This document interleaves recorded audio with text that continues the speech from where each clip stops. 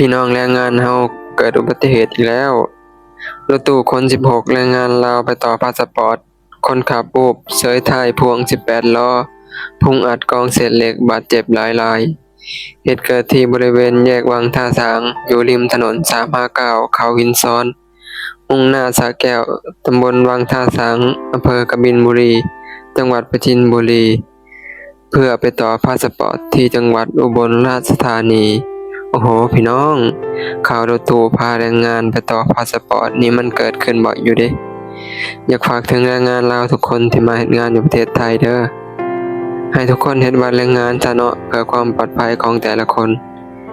ดีกว่าเดินทางบ่อยแบบนี้มันเสี่ยงเกิดอันตรายหลายเฮ็ดบัตรแรงงานก็บ่แพงดอกแค่มื้อนิดๆเองพี่น้องดีกว่าเราไปต่อทุกเดือนเสียรอบหนึงโอ้ต่ำกว่าพันกว่าบาทแล้วจะค่ากินอีกพี่น้อง เกิดเหตุมาก็มันลำบากไว้นี่แหละบางทีก็พลาดมาก็เสียชีวิตเนาะ